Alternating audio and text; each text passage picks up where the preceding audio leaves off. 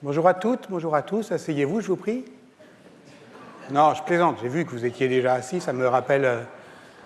En fait, j'ai soutenu une thèse au XXe siècle et à ce moment-là, le jury et le candidat et le public, d'ailleurs, devaient être debout jusqu'au moment où il y avait des choses solennelles qui se disaient.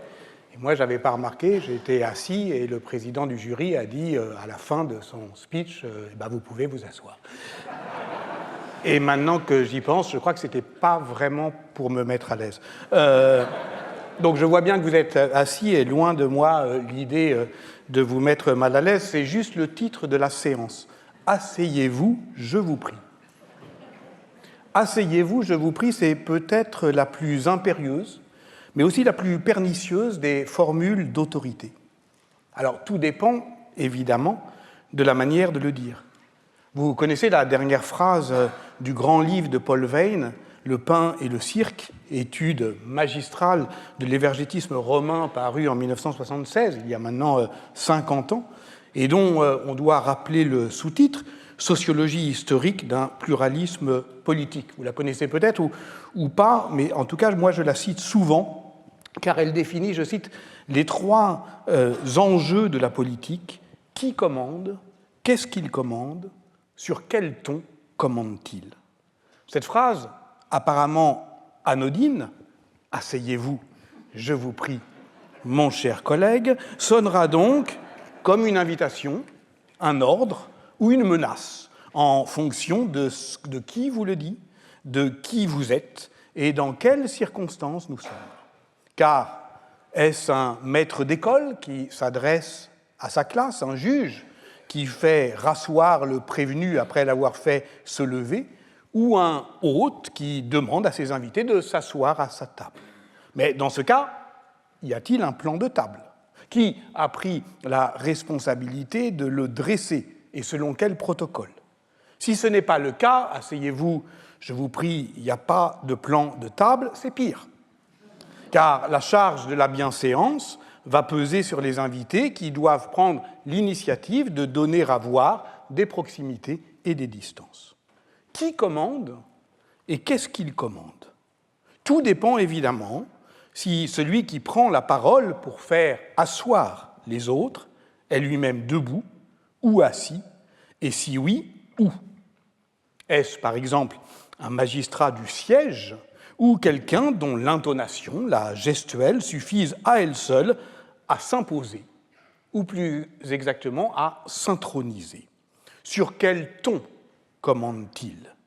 Il faudrait le talent de Raymond Queneau dans Exercice de style pour parcourir le nuancier de cette formule de domination « Asseyez-vous, je vous prie », qui peut instaurer toute la gamme des rapports de pouvoir. En tout cas, c'est d'abord un acte de langage, ou, à tout le moins, une affaire de mots. Saisissez « asseoir son autorité sur un moteur de recherche » et vous serez dirigé, c'est le cas de le dire, vers toute une littérature du management dans laquelle, je cite, prendre le lead, c'est asseoir et faire asseoir. Si vous préférez, vous pouvez ouvrir des dictionnaires. Vous n'y apprendrez pas seulement que le verbe asseoir, qui, depuis la réforme de l'orthographe de 1990, tolère une forme double avec et sans « e », a la particularité grammaticale de former, ce qui est rarissime, deux impératifs également corrects, assieds-toi ou assois-toi, mais pas assis-toi. Je le dis pour d'autres collègues qui seraient éventuellement ici. Vous y découvrirez dans les dictionnaires aussi que ce verbe, et surtout que ce verbe relativement récent en français, emprunté au latin populaire assedere, qui ne veut pas dire s'asseoir, mais être assis, ne signifie pas seulement se mettre en appui sur son séant, à terre ou sur un siège. C'est qu'il est porteur, en fait, d'une ambivalence fondamentale relative à ce que c'est que de prendre place. Asseoir sur un trône, asseoir sur le banc d'infamie sont des exemples fréquemment cités depuis le XVIIIe siècle, tandis que faire asseoir à sa table est donné comme l'expression de la volonté d'y admettre ceux à qui on s'adresse ainsi. Le verbe est donc d'emblée escorté de ces métaphores disant la solidité des assises, qu'elles soient architecturales, asseoir des fondations, administratives, asseoir des rentes, et l'on parlera alors d'assiette fiscale, militaire, asseoir un camp sur des bases solides ou asseoir un cheval. Mais ce verbe récent a tendance à éclipser siéger, qui provient, lui, directement du latin sedere, et qui a donné en français soir. Soir existe encore, mais ne survit plus que comme verbe intransitif défectif pour dire ce qui convient à une personne ou est adapté à une situation, dans l'expression seulement il sied. Il sied. Mais la langue juridique peut encore employer une expression telle que la cour d'appel séant à Paris pour dire à la fois qu'elle y siège et qu'elle y tient séance en quelques lieux. À l'article soir de sa première édition de 1694, le dictionnaire de l'Académie française tire tous les fils de cette pelote de sens qui s'enroule autour de la notion de siège. Les différentes nuances de l'assise et de l'assiette renvoient à cette localisation en des bases solides que l'on retrouve à la fois dans l'expression telle maison sise en tel lieu, mais on les retrouve aussi dans le champ sémantique qui dit la volonté de faire demeure en un seul endroit, résider, résident, résidence, sédentaire, ainsi que dans la volonté de contester cette stabilité, siège, assiégé, assiégeant. Et ce n'est pas tout, car la posture assise du séant ne désigne pas seulement le geste pour qui est debout de s'affaisser ou pour qui est étendu de se redresser sur son séant. Elle dit aussi l'institutionnalisation de cette assise du pouvoir, séant, donnant séance, mais aussi session, l'ensemble étant garanti par le travail des assesseurs. Et cela désigne à la fois le lieu et le temps du rassemblement, voire sa suspension lorsqu'on dit surseoir. Enfin, ce vocabulaire politique de la séance dit la norme morale qui règle nos conduites corporelles, ou plus précisément notre capacité à placer notre corps en un lieu bien séant, signifiant à la fois ce qu'il sied de bien faire et la juste place où l'on doit s'asseoir. Or, cette bienséance est un ordre hiérarchique, puisqu'elle entraîne le droit de préséance, c'est-à-dire de prendre place au-dessus de quelqu'un en le dominant ou devant lui en le précédant. D'ailleurs, présider veut dire exactement cela, occuper la première place dans une assemblée où l'on siège à une place prépondérante. Donc, en fait, vous le voyez, c'est une très bonne partie de notre vocabulaire politique qui procède de ce simple geste de s'asseoir, ou de faire asseoir, ou de consentir à s'asseoir. Et l'on comprend mieux la hargne d'Arthur Rimbaud dans son extraordinaire poème « Les assis ». Oh, ne les faites pas lever, c'est le naufrage, ils surgissent grondissant comme des chats griffés. Voilà ce qui m'a donné envie d'achever cette année en explorant cet imaginaire politique, passant des lieux de pouvoir au siège du pouvoir. Car il faut bien aussi comprendre la teneur de cette expression, sedes regni, par laquelle le latin médiéval désigne non pas à proprement parler la capitale, qui renvoie à la tête, caput regni, mais le lieu, plus exactement les lieux, où on siège à un moment donné, où siège le pouvoir royal, c'est-à-dire l'endroit où il pose son séant. C'est une manière, au fond, de faire voir à nouveau l'image sur laquelle nous nous séparâmes l'année dernière, le dernier mot parodique de cette séquence qui nous amenait de la politique de l'amour jusqu'au sexe du pouvoir, ce qui nous permettait de nous dessiller le regard sur cet écœurement que provoque le sentimentalisme politique de ces gouvernants qui prétendent nous garder toujours dans notre cœur, caricature où l'on pouvait voir avec Yann Lignereux, dans le cœur inversé du roi, le cul trompeur du despote. Dans un peu moins d'une heure désormais, une autre image, également de dos, nous signifiera aimablement notre congé. Mais je n'en dis pas plus. Et je me contente pour l'instant de citer Montaigne, et au plus élevé trône du monde, nous ne sommes toujours assis que dessus notre cul, là est l'unique siège du pouvoir. On notera au passage que cette phrase célèbre, extraite du chapitre de l'expérience, rédigé entre mars 1587 et mars 1588, constitue presque le dernier mot des essais.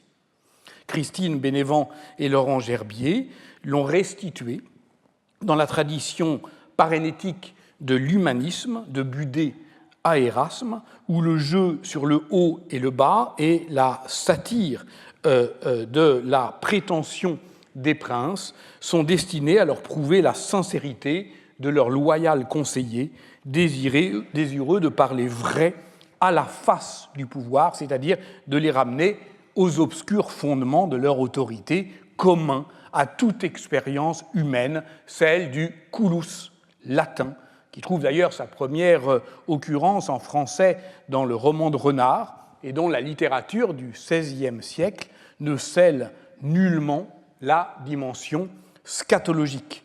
On pense évidemment à Rabelais et sa poétique, ou plutôt sa politique du défécatoire. Il ne s'agit pas seulement de dire qu'il faut du cul ou du culot pour gouverner, mais que le pouvoir est anthropologiquement lié à cette régression infantile que la médecine médiévale appelle mélancolie et le docteur Freud stade anal.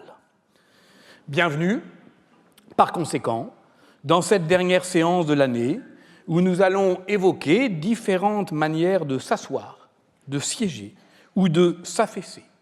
On y trouvera donc des bancs de toute taille, des lits, des divans, des canapés et même des tapis, puisque nous n'avons jamais suivi jusqu'au bout la leçon de Joinville qui nous enjoignait, voici 2 semaines, à suivre Louis IX de son chêne de Versailles au jardin du palais de la Cité, où, je cite à nouveau cet extrait décisif de l'histoire de Saint-Louis, il faisait étendre des tapis pour nous asseoir autour de lui, et tout le peuple qui avait affaire par devant lui se tenait autour de lui, debout. Voilà ce que dit Louis IX avant que l'ordre classique ne l'affuble d'un trône. Asseyez-vous, je vous prie.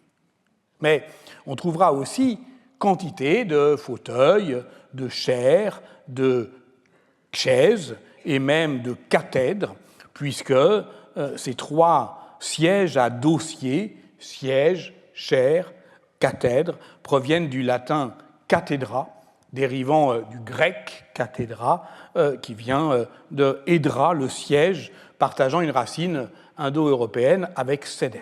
On peut toutefois les classer dans le sens d'une majesté croissante. La chaise est confondue avec la chaire jusqu'au XVIIe siècle, et c'est à ce moment-là que la cathédrale, l'église où l'évêque siège sur sa cathèdre, se substantive au féminin. Jusque-là, et depuis le XIIe siècle, ce n'était qu'un adjectif pour dire d'abord la sedes cathedralis, puis l'ecclesia cathedralis. Bref, nous ne parlerons pas que des trônes et de l'histoire des pouvoirs comme une foire, ou plutôt un Game of Thrones. Et d'abord, écartons une fausse évidence, celle de la salle du trône. Dans la série inspirée du cycle romanesque de George Martin, le trône de fer, énorme, imposant, noir et tordu, écrit Martin, est composé de toutes les épées de ses prétendants. Il est indissociable de la table, de la salle du trône, fermée par des lourdes portes de chêne et de bronze. Mais jusqu'au XIVe siècle au moins, l'architecture palatiale européenne ne connaît pas vraiment de salle du trône. Les espaces y sont distribués selon une distinction fondamentale bien posée par Georges Duby entre la aula et la camera, reprenant en la simplifiant la tripartition carolingienne aula, camera, capella. Si la seconde, en tout cas la camera, est un espace de retrait, sans d'ailleurs que sa spécialisation camérale, on l'avait vu, ne soit toujours bien nette, la première, aula, est un espace polyvalent qui peut servir de salle d'audience, de banquet et de cérémonie, où l'on peut assembler des conseillers et dire la justice. Le roi y siégera alors sur une estrade ou sous un dais, mais sans que cette place ne soit définie architecturalement. C'est le cas à Westminster Hall, à Londres, comme dans la grande salle du Palais de la Cité à Paris. Donc, pour trouver, au fond, où était le plus souvent le trône, il faut chercher des traces indirectes. L'architecture ne le donne pas à coup sûr. Comme l'a montré, par exemple, Christian de Mérindol dans une belle étude, on peut tenter de reconstituer les emplacements et les itinéraires à partir des éléments de décor et d'héraldique qui, eux, restent parfois, ainsi dans les châteaux de René d'Anjou. Mais en fait, les espaces demeurent essentiellement modulables grâce aux parois mobiles, aux tapisseries qui peuvent cloisonner et hiérarchiser les lieux de pouvoir. C'est particulièrement vrai dans les demeures princières du XIIe siècle. On n'a plus besoin de cette image. Ainsi repère-t-on en 1177 dans le palais des comtes de Champagne à Troyes. J'emprunte cette notation à la contribution de Dominique Barthélemy dans l'histoire de la vie privée, dirigée par Duby.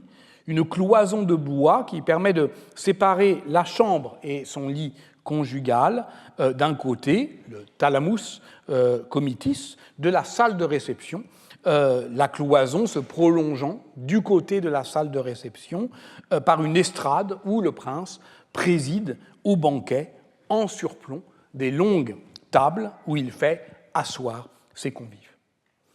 Sauf qu'à partir du XIVe siècle, on peut mieux repérer des espaces spécialement dédiés à l'audience, comme dans la salle du consistoire du Palais des Papes d'Avignon au temps de Benoît XII, et surtout la salle des ambassadeurs du Palais des Nasrides à l'Alhambra de Grenade, où le trône du sultan se situe dans une alcôve axiale.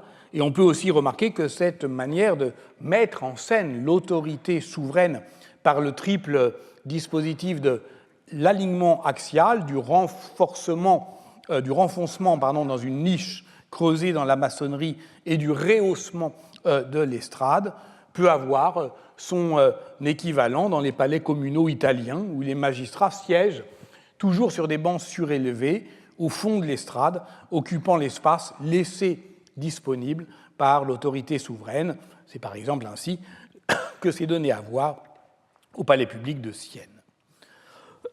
Reste que ce tournant cérémoniel, faisant de la salle du trône non seulement une grande salle où l'on place le siège souverain, mais un théâtre politique permanent fondé sur une scénographie axiale orientée vers une niche creusée au fond de la salle où le trône surélevé est lui-même sous un dais, est sans doute expérimenté au Vatican. La Sala Regia, antichambre de la chapelle Sixtine, est, dans la basilique Saint-Pierre, devenue le lieu des audiences solennelles sous Jules II et Léon X, et la décoration est due à Antonio da San Gallo le Jeune, achevé sous le pontificat de Paul III.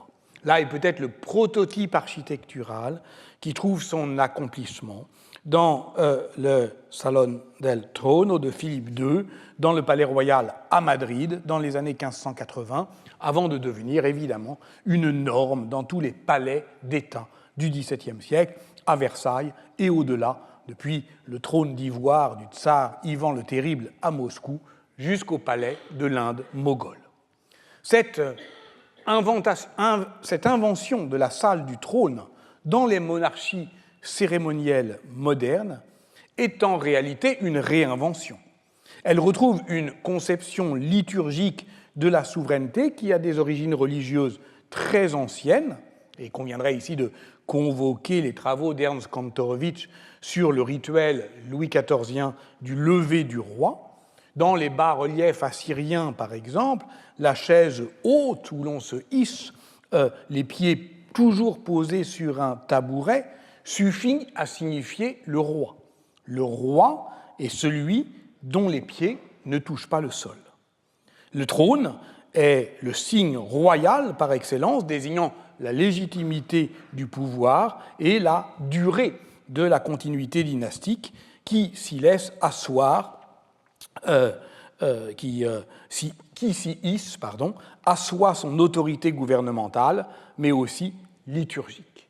Ce meuble peut ressembler au fauteuil couvert de feuilles d'or, pieds de félin et têtes de lion découverts dans la tombe du pharaon Toutankhamon à Thèbes.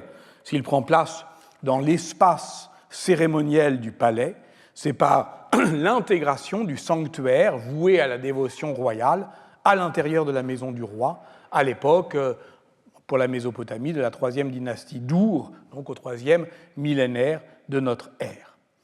Le dios Tronus est, en grec ancien, le support des cieux. Et c'est seulement lorsque Zeus prend forme humaine que cet axe du monde prend la forme d'une chaise haute, Tronos, qui désigne ce qui soutient. On pense notamment à la description par Pausanias de la statue chryséléphantine de Zeus olympien, par Pausanias, donc fauteuil à haut dossier et pieds rectangulaires. Et lorsque les dieux s'assoient dans les trônes des temples, lorsqu'ils renoncent à dominer de leur haute stature les hommes soumis à leurs pieds, plus forts que les forts, ils rehaussent leur puissance en autorité. Donc, le trône des dieux, c'est l'endroit où, d'une certaine manière, on renonce à la force pour l'autorité en s'asseyant. Le mot trône apparaît d'une certaine manière dans cette acception dans la Bible 176 fois. Il sied à Dieu dans le ciel comme signe de sa souveraineté sur le monde. Mais les rois bibliques sont aussi assis sur des trônes. Le roi fit un grand trône d'ivoire et le couvrit d'or pur, lit-on dans le livre des rois 1, 10, 18. Et l'on pense au Moyen-Âge que Jésus va s'asseoir à la fin des temps sur ce trône de Salomon, et autour de lui, ses 12 apôtres, chacun sur son trône, pour juger les 12 tribus d'Israël. Voilà pourquoi, dans le grand palais de Constantinople, le chrysotriklinos, en grec salle dorée des 3 lits, fut le principal espace cérémoniel du pouvoir impérial byzantin du VIe au Xe siècle. On comprend à lire le De Ceremoniis que cette grande salle octogonale à coupole sert à la fois de salle du trône, d'audience et de banquet.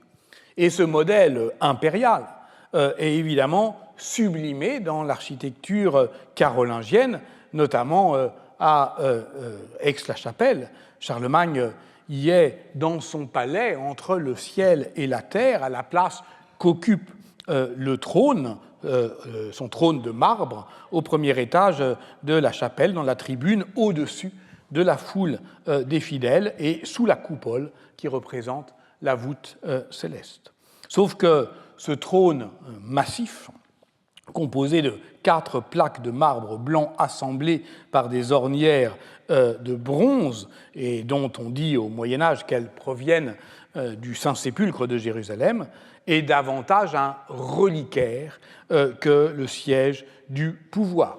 Et puis surtout, on l'appelle trône de Charlemagne, mais il n'est attesté pour la première fois qu'en 936, à l'occasion du couronnement d'Othon Ier.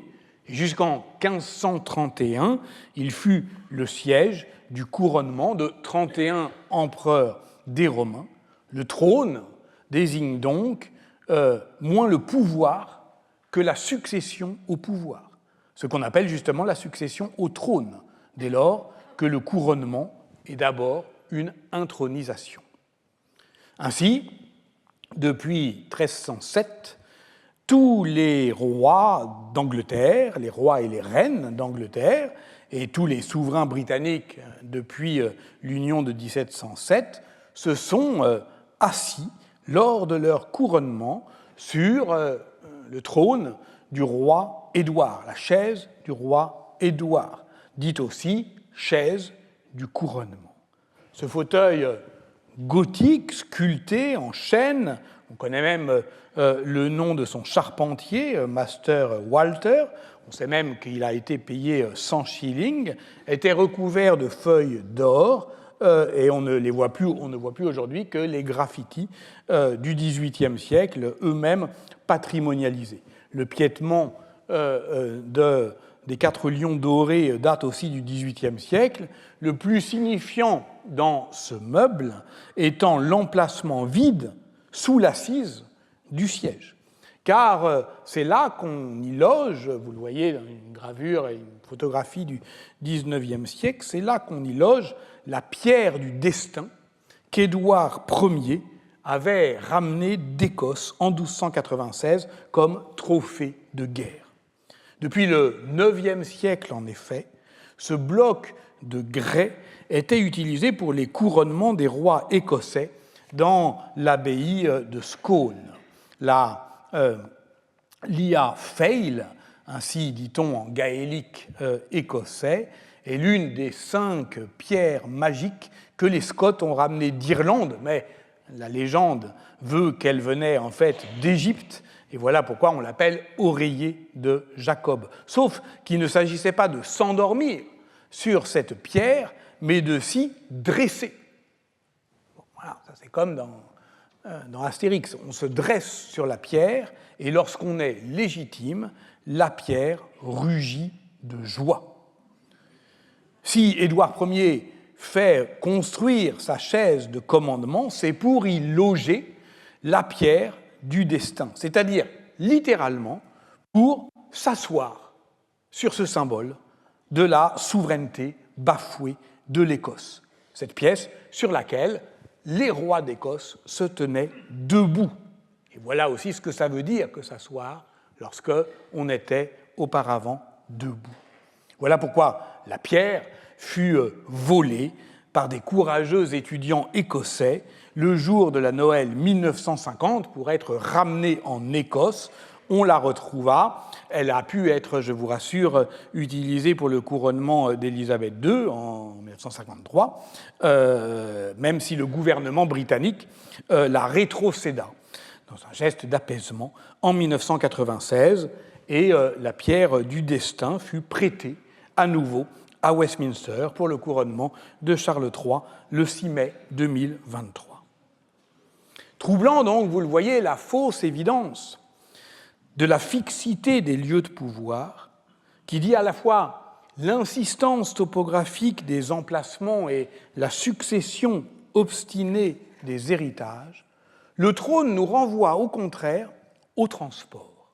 Les transports géographiques, mais aussi symboliques et émotionnels des sièges du pouvoir. Vous voyez, l'un des trésors du mobilier national, le lieu de mémoire de la monarchie française, notre chaise du couronnement à nous, le trône de Dagobert, pièce maîtresse des musées de la BNF et exposée depuis peu en majesté dans la galerie Mazarin du site Richelieu. S'il se trouve dans un musée, c'est que quelque chose s'est passé pour qu'un pliant de campagne, reprenant les formes antiquisantes de la Sella Curulis, monté, démonté, sans doute maintes fois bricolé depuis le 8e siècle peut-être, ici le système des tringles qui a dû casser, là les charnières de bronze qui cèdent, les bandes de cuir formant l'assise à reprendre, jusqu'à ce que la vie d'objets faite de transport et de transformation se fige dans la froide assurance des régalias des rois de France. Car dès lors que ce siège, décrit pour la première fois par l'abbé Suger dans le deuxième quart du XIIe siècle, se trouve rangé derrière le maître-autel de l'abbaye royale, il se sacralise en même temps qu'il perd sa fonction. Et lorsqu'il rejoint le cabinet des médailles en 1791, ce n'est plus qu'un trophée s'ornant d'une aura légendaire. J'avais eu personnellement la chance d'aller le visiter en mai 2021 dans l'une des tours du site François Mitterrand. C'était le moment où on organisait effectivement le musée. Le pliant était parmi d'autres trésors, littéralement en boîte, comme archivés dans des étages élevés et encagés où on accédait par les tours. Et on me le présenta d'abord dans une caisse en bois bâchée de films plastiques. Il me fit l'effet d'un souverain faisant l'ermite dans sa cabane pour se reposer un peu de l'admiration des hommes. Et bien entendu, il suffisait de déchirer le voile, alors pas d'exaltation, le papier bulle, on va dire, simplement, pour que sa splendeur réapparaisse toute volute dehors. Et c'est comme si le galbe de la poitrine des panthères, formant ses accoudoirs, s'arrondissait à nouveau au souffle de la puissance, si on veut vraiment jouer le jeu des régalias.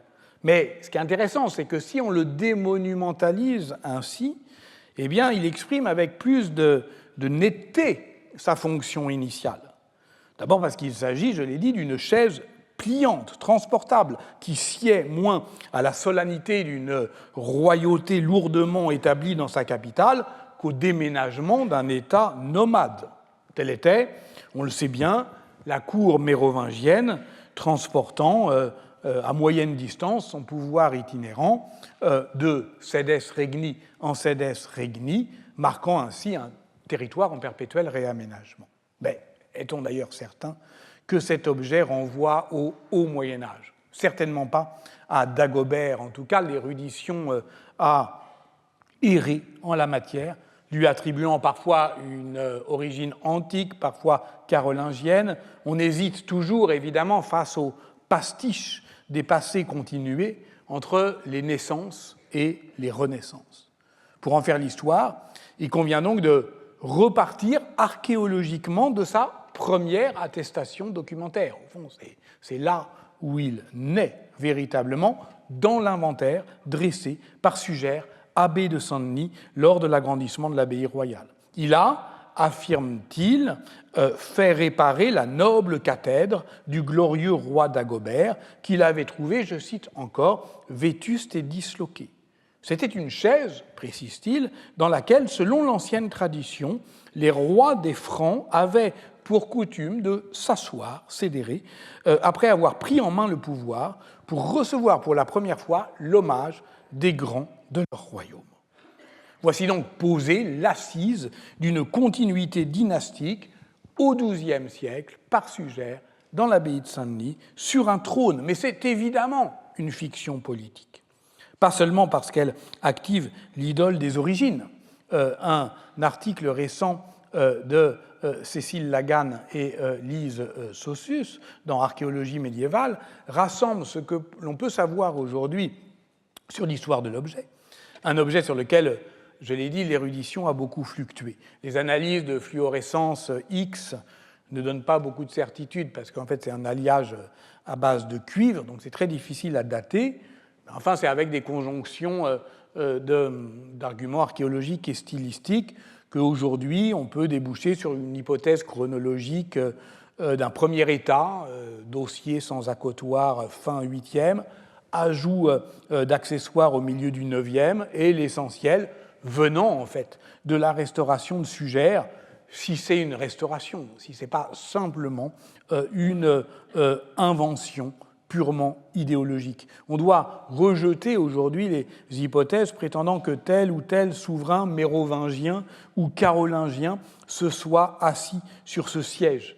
On a fait ces hypothèses sur la base de vagues ressemblances avec des représentations iconographiques de souverains siégeant sur s'asseyant sur des sièges en X, et ce n'est pas un siège en X. En réalité, il n'y a aucune attestation, aucune, d'usage de ce siège, ni avant ni après Sugère. Ce n'est décidément qu'une pièce de musée, ou plutôt une pièce de propagande destinée à asseoir non pas les rois, mais une conviction, celle que l'abbaye de Saint-Denis, et aujourd'hui la BNF, conserve le trésor des régalias. Bon, ce n'est pas tout à fait vrai. On connaît un souverain qui a assurément souhaité s'asseoir sur ce siège. C'était Napoléon en 1804 pour distribuer des légions d'honneur. Et lorsqu'il pose son séant sur un tel meuble de voyage, eh bien, l'empereur ne cherche pas seulement à s'asseoir sur l'histoire de France, il agissait aussi en conquérant, c'est-à-dire que le côté siège de campagne l'intéresse. La grandeur est dans le mouvement. Bon, la malheureuse chaise a cédé sous son poids, ce qui prouve que c'était manifestement pas fait pour ça. Appelons cela une parabole sur la fonction réelle du trône, la fragilité du pouvoir et l'imprudence qui consiste à lui trouver des assises dans un passé fantasmé. Mais je vous avais promis de parler de toutes sortes d'assises, de sièges, de bancs, et pas seulement de chaires, de cathèdres et de trônes. Je n'oublie pas que si nous en sommes là, en cette dernière séance, c'est pour avoir suivi Saint-Louis qui, contrairement à l'idée qu'on s'en faisait au temps de Louis XIV, ne trônait pas à l'ombre de son chêne, mais, comme l'écrivait Joinville, s'y accotait et nous faisait asseoir autour de lui. Asseyez-vous, je vous prie.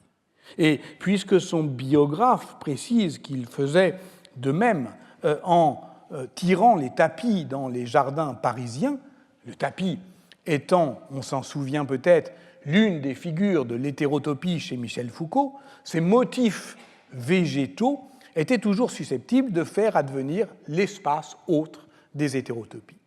C'est en suivant cette piste végétale que nous tentions, la semaine dernière, de faire le répertoire des positions, le haut, le bas, le proche, le distant, qui configurent la position dans l'espace des êtres parlants, et par conséquent, la théâtralité politique des assemblées souveraines entendues comme scène de parole. Et c'est là, juste à la fin de la séance dernière, que je vous laissais, sur cette page de ce célèbre manuscrit enluminé par Jean Fouquet, qu'on appelle le Boccace de Munich, mais je l'avais beaucoup trop sommairement évoqué, me contentant juste de contraster la solennité, la hiérarchie de son ordre figural avec le mouvement de la représentation, toujours, mais au sens politique, de la conjuration peint chez David, où ce qui advient est de l'ordre, effectivement, de la représentation au sens politique, où là, le vent soulève les rideaux pour dire la présence du peuple introuvable, aux fenêtres, sans doute, au bord de faire effraction dans la Seine, mais aussi là où nous sommes, là où vous êtes, puisque, effectivement, si on admet que c'est une salle du jeu de paume, alors, effectivement, il y a toute une deuxième partie de la salle où nous jouons aujourd'hui, cette partie de la salle où l'histoire continue. Alors, reprenons, et justement, à partir du motif de ces tentures. Alors, je sais bien que mettre de la moquette sur les murs, c'est un choix de décoration qu'on peut juger douteux.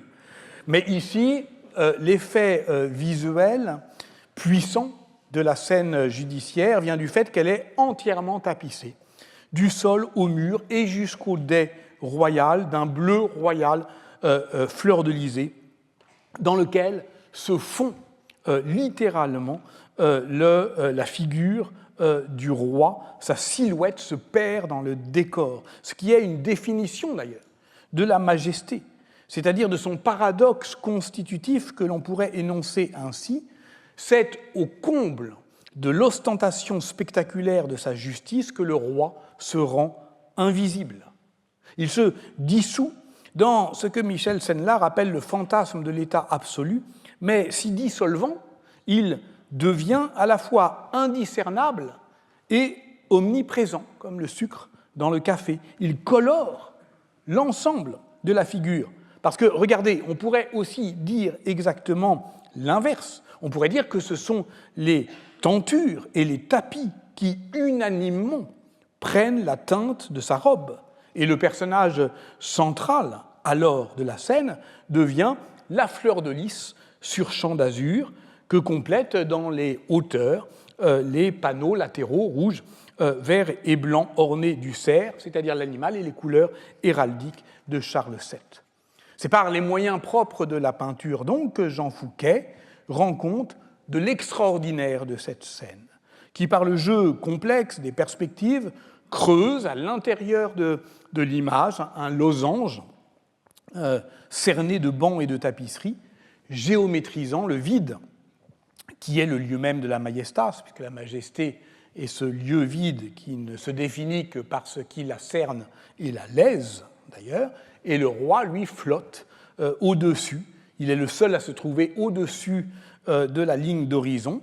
Et je dis moyen propre de la peinture parce que tout est affaire de points de vue. Le peintre y parvient en combinant deux constructions perspectives, comme l'a montré Marie-Thérèse Gousset. Celle du bas est curvi-linéaire et celle du centre et du haut est bifocale. Et ça permet à la fois de voir de manière surplombante une société parfaitement hiérarchisée par le décor, où chacun est à sa place, et de manière plus rasante, ceux qui sont effectivement, eux, au contraire, ramenés à leur place, c'est-à-dire derrière, c'est-à-dire dehors, comme des figurants que les huissiers repoussent sans ménagement au premier rang. Est-ce que c'est le bouffon Gonel, là, que vous voyez avec son... et sur lequel a écrit Carlo Ginzburg, que l'on voit au milieu de la foule avec son bonnet gris, je retente. Ouais, non, ça n'aura finalement jamais marché, ce truc-là, avec moi en tout cas. Le Gonella, donc, c'est le gars avec qui nous regarde un peu hilar avec son bonnet gris bandé, enfin cerclé d'une bande d'hermine. En tout cas, il y a un paradoxe extraordinaire, c'est que lui, on peut éventuellement le reconnaître, et que ce sont ceux qui sont exclus de la scène qui bénéficient d'un traitement réaliste des figures, alors que les insiders, ceux qui sont dedans, ceux qui ont gagné une place dans l'ordre cérémoniel, eh ben, ont perdu leur individualité. Car c'est cela que dessine l'arène des bancs de bois où les juges et conseillers du roi se sont assis. D'ailleurs, cet appareil de bois en forme de lit recouvert de tentures d'azur semé de fleurs de lys est au sens propre un lit de justice. L'installer au cœur du château de Vendôme en 1458 pour juger Jean d'Alençon, c'est au sens propre y creuser un espace autre qui est celui où le crime de trahison sera requalifié en crime de lèse-majesté. Nous retrouvons ici tous les thèmes qui nous ont mobilisés durant cette année, consacrée à l'histoire des lieux de pouvoir, y compris la réaffectation d'un souvenir passé au présent du changement politique, puisque la séance de Vendôme renoue avec une pratique judiciaire déjà ancienne à ce moment-là, le dernier lit de justice remontant à 1413. Et voilà pourquoi la perspective moderniste de Sarah Hanley, qui estime qu'il ne s'agit là que d'un décor de majesté qui n'a pas de sens politique avant le XVIe siècle, eh bien, à cette analyse un peu rétrospective, on préférera celle de Franck Mercier, qui montre comment il y eut bien un moment Vendôme dans la spectacularisation de la justice du roi et surtout de sa majesté, et que Jean Fouquet a finalement rendu visible ce véritable trompe-l'œil rituel qu'était le lit de justice de Vendôme de 1458, où les 133 conseillers sont comme englobés dans le décor, chacun assis à sa place. Dans quel ordre de préséance les faire asseoir face au souverain? Cette question de l'ordo sedendi, c'est d'abord posée pour les assemblées d'église et notamment les conciles, ceux de Lyon en 1245 et en 1274 sont les premiers, comme l'a montré Fabrice Délivré, à se doter d'ordinatio où l'on lit que le pape est hissé sur un pulpitum, donc une estrade, assis sur un faldistoire, donc un siège pliant sans dossier mais doté d'accoudoirs, avec de part et d'autre ses cardinaux, qu'il a face à lui les patriarches d'Antioche et de Constantinople, qui eux occupent des positions surélevées au centre de la nef, et plus loin les évêques, les abbés, les prêtres. Donc il y a les valeurs de position, le haut, le bas, la droite, la gauche, l'avant, l'arrière, qui se combinent pour configurer l'assiette, comme ça qu'on appelle, sitting en anglais, assentar en espagnol, c'est-à-dire la disposition des sièges. Ça, c'est le travail d'Aurélien Peter qui m'a accompagné pendant 13 ans? Non, 3. Enfin, beaucoup en tout cas, et dont c'est le dernier cours à lui aussi, donc je le salue et le remercie. Et il sait bien combien d'incessants conflits de préséance dans les assemblées, notamment le Parlement, font l'ordinaire de la lutte politique, comme l'a montré Michel Hébert, et notamment entre les villes. Dans ce cas, le mot de siège désigne à la fois l'assiette territoriale de la représentation politique et la chaise, ou le plus souvent la partie de banc d'ailleurs, sur laquelle s'assoient les députés. Ainsi, la querelle entre Narbonne et Béziers pour occuper la 5e place aux États du Languedoc dure 10 ans. Elle n'est tranchée que par un arrêt du Grand Conseil donné à Montpellier en 1448, et cette lutte des places, elle est motivée, y lit-on, tant en lieu et siège comme en parole et opinion. Entendez que si l'on cherche à siéger devant, c'est pour parler avant. Asseyez-vous, je vous prie. Toutes ces histoires de bancs, de sièges, d'estrades s'entendent d'abord, on l'aura compris, comme des scènes de parole.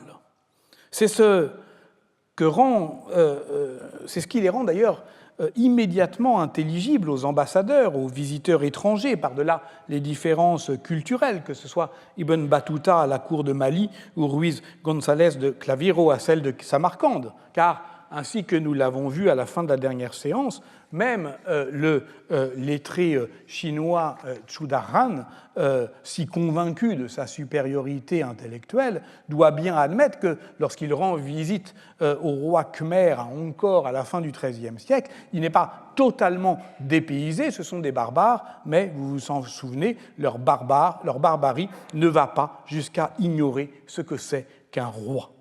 3 siècles plus tôt, lorsque l'ambassadeur de l'empereur Othon Ier se rend auprès du calife Omeyyade Abdelrahman III de Cordoue, il ne dit pas autre chose. Nous sommes à Madinat al-Zahra en 956. Écoutons ce que dit l'ambassadeur, c'est Jean de Gorce, parce que là, il y a en revanche quelque chose qui le choque. Quand on parvient dans la pièce où le roi demeurait seul comme une divinité inaccessible ou presque, on vit que tout était recouvert de voiles extraordinaires et qui rendaient le sol identique au mur. Jusque-là, tout va bien. Le roi était assis sur un lit magnifiquement paré. Chez eux, on n'utilise pas, comme ailleurs, des trônes et des sièges. On discute et on mange sur des lits, couchés, les jambes posées l'une sur l'autre.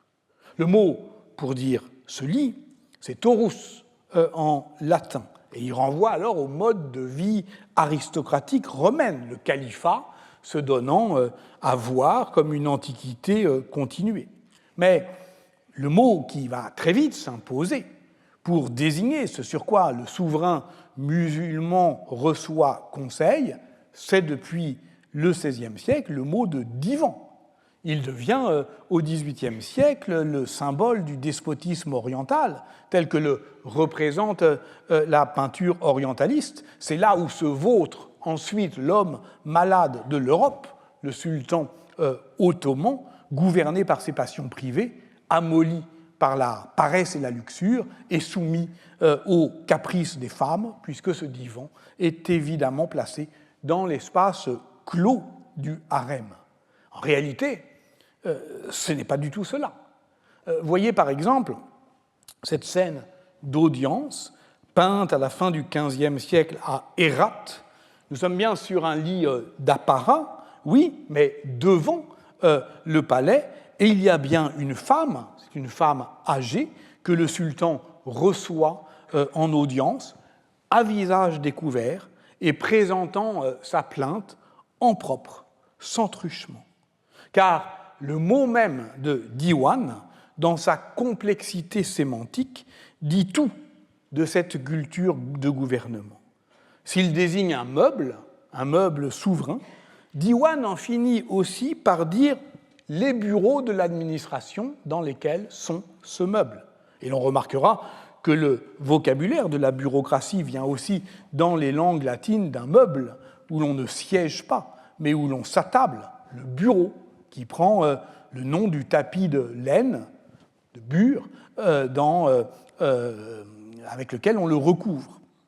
En terre d'islam, on parlera donc de diwan, de l'armée, de diwan des biens du sultan, de diwan al-insha, la chancellerie, car il désigne aussi le lieu où l'on enregistre l'écrit. Le diwan, c'est d'abord un recueil de poésie, art arabe par excellence, mais il peut aussi signifier des formes plus pragmatiques d'enregistrement documentaire, je l'ai dit, militaire, fiscal ou judiciaire. C'est que le mot diwan a deux étymologies possibles. La première est arabe et signifie collecter, enregistrer. La seconde est persane et vient de der, le diable. Et donc il y a quelque chose de maléfique, toujours, dans la poésie, mais aussi dans l'administration, à vouloir enfermer des vies dans des livres. Et ça, cette terreur sacrée, on sait qu'elle était aussi présente dans l'Angleterre du Domesday Book. Retenons en tout cas ceci. Le diwan, dans toutes ses acceptions, recouvre non seulement l'assise de la puissance, mais le commun du politique. C'est la grande leçon du livre de Jocelyne Darlia, Le divan des rois, le politique et le religieux dans l'islam, paru en 1998. Elle y démontre que la culture de gouvernement de l'islam passe par un certain nombre de lieux communs. Un lieu commun met en commun celles et ceux qui s'y retrouvent et suscite par conséquent moins l'adhésion que la reconnaissance ou le sentiment immédiat d'identification. Voilà pourquoi le lieu commun, pour préserver la fluidité et l'habilité de son sens, comporte toujours nécessairement de l'implicite. On peut même aller plus loin et dire avec Jocelyne Darlia que la banalité du topos, puisque lieu commun, ça veut dire aussi lieu banal, configure une communauté culturelle. Tous ceux qui admettent comme banale la notion de commun ont quelque chose d'essentiel en commun. Et nous, aujourd'hui, quels sont nos lieux communs? Dans un beau livre récent, intitulé justement « Nos lieux communs, une géographie du monde contemporain », les géographes Michel Bussy, Martine Drozd et Fabrice Argounès en dressent l'inventaire sentimental. À l'article « La fontaine publique », par exemple, on trouve celle de la place de Trévi à Rome, bien entendu, monument à la gloire de son mécène Clément XII, son commanditaire, mais est devenu point de ralliement du tourisme mondial où l'on vient pour s'asseoir devant, sur les gradins, face à elle, regarder et se filmer en regardant. Mais on y trouve aussi le Sabil du Caire ou de Jérusalem et les fontaines ornementales contemporaines avec les miroirs d'eau, par exemple, de Nantes et de Bordeaux, et les problèmes d'aménagement urbain que ces lieux posent aujourd'hui, que les gens puissent s'asseoir, parler et se rafraîchir, disent l'édile et l'architecte, mais que ces lieux de circulation ne deviennent pas des lieux de rassemblement, leur répond le préfet de police. Voilà pourquoi nos lieux communs nous introduit à une géographie critique qui ne visite pas seulement le vieux tilleul de la place du village, mais le stade, mais l'aéroport, mais l'aire de poids lourds et les data centers. Banals ou inaccessibles, ces lieux sont chez soi, dans le coin, ensemble, en mouvement, invisibles ou ailleurs. Je viens d'énumérer les 6 portes d'entrée de l'inventaire, car celui-ci intègre aussi la critique en dédain culturel qu'on a pu faire à la notion de non-lieu, développée par l'anthropologue Marc Auger en 1992. D'ailleurs, la même année, Annie Ernaux écrivait dans son journal du dehors « La sensation et la réflexion que suscitent les lieux ou les objets sont indépendants de leur valeur culturelle et l'hypermarché offre autant de sens et de vérité humaine que la salle de concert.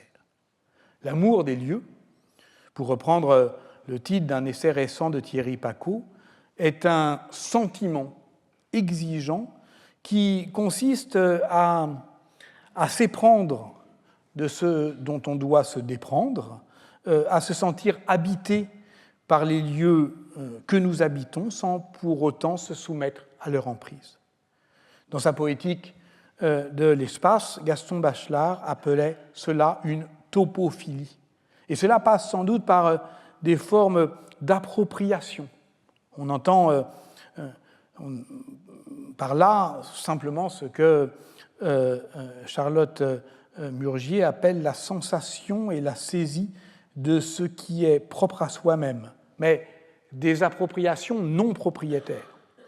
On retrouve ici la question des lieux communs ou de notre capacité à se faire anarchitecte de l'ordre urbain afin d'y creuser des espaces autres.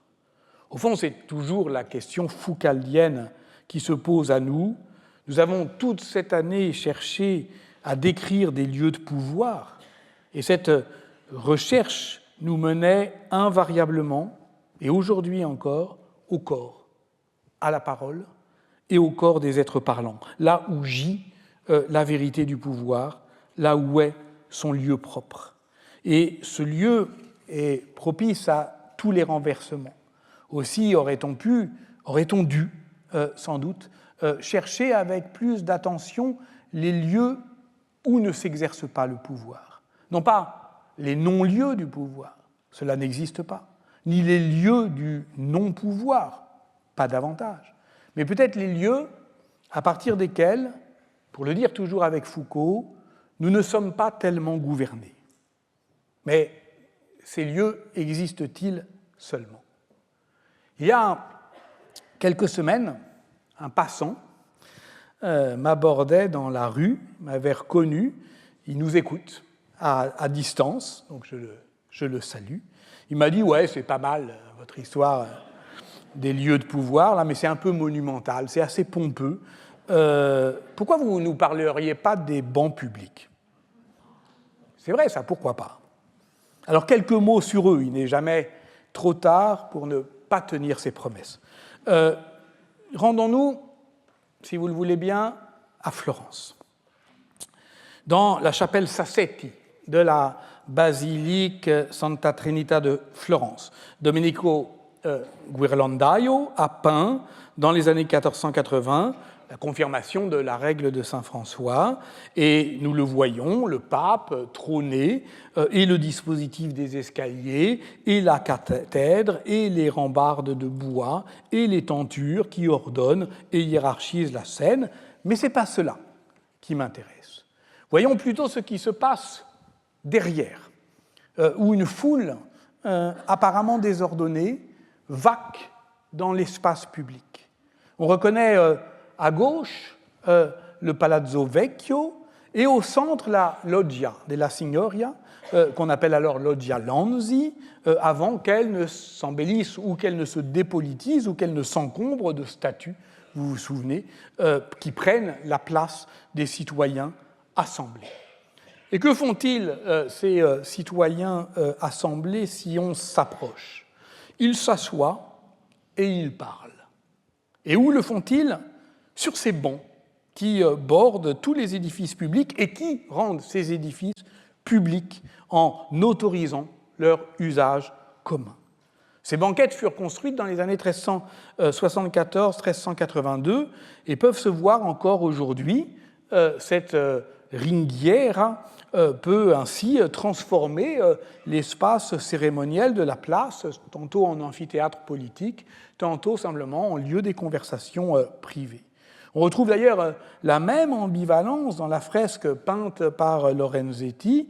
Les banquettes sont à la fois les estrades sur lesquelles siègent les vertus publiques et les bancs publics où l'on s'affaire à des conversations privées, et même où on joue à des jeux interdits. On remarque d'ailleurs que ces distractions sont masculines. La réglementation urbaine précise toujours que les femmes n'ont pas le droit de s'attarder sur ces bancs. La présence des bancs publics à Florence a fait l'objet d'une très belle étude d'Yvonne Eldet, intitulée Seats of Power. Car évidemment, on n'en sort pas. Il faut bien que quelqu'un ait le pouvoir de dire « asseyez-vous, je vous prie ». Dans une architecture publique, c'est la phrase urbaine qui énonce cet ordre ou cette invitation. Mais là encore, le banc n'échappe pas à l'appropriation de mécènes bienveillants. Et en ce sens, la Florence médicéenne apparaît bien comme la préfiguration d'une ville américaine, au temps où elle était encore gouvernée par des donateurs, qui mettent leur nom sur les bancs, et pas des prédateurs. L'architecture humaniste du Quattrocento use du portique, de la loggia, comme d'une forme raffinée d'empiètement du privé sur l'espace public. Voilà pourquoi elle est à Florence, comme ailleurs, la cible théorique de toutes les réglementations contre les encorbellements. Mais là encore, on peut compter sur le Dere Edificatoria d'Alberti, qui nous a accompagnés aussi cette année, pour que leur mise en beauté assagisse les jaloux et qu'elle apparaisse comme, non pas une capture du bien commun, mais comme un don à la collectivité. Et nous retrouvons ici Paul Veyne et le pain et le cirque. Voilà pourquoi le Palazzo Medici, construit par Michelozzo pour Côme de Médicis entre 1444 et 1459, adopte à la fois un refus albertien du faste ornemental et de l'ostentation tapageuse, opposant à la rue le trait net de sa façade, empreinte de gravitas romaine, mais elle fait pourtant un pas vers l'extérieur, elle s'y avance par une banquette continue où l'on peut s'asseoir, oui, mais à l'ombre du pouvoir. Qui commande? Qu'est-ce qu'il commande? Sur quel ton commande-t-il? Non, décidément, on ne s'en sortira pas ainsi. Inutile d'aller chercher dans les villes du passé une terre promise du commun.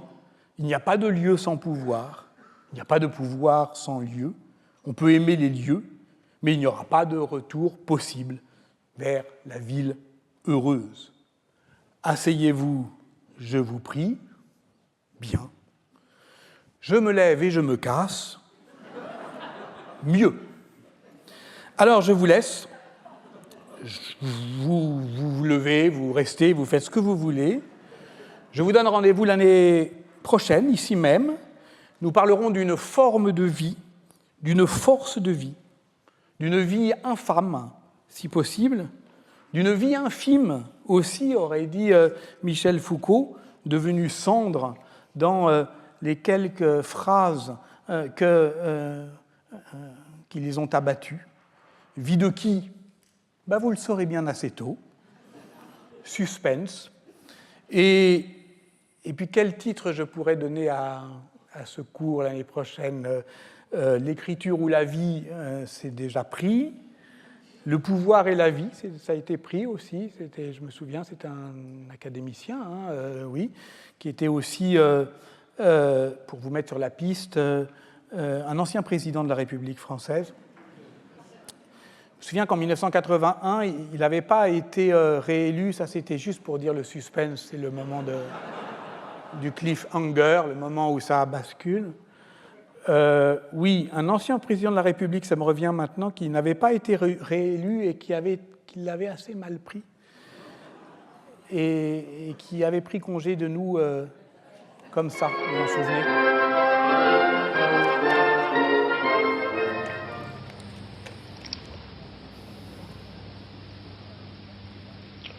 Au revoir.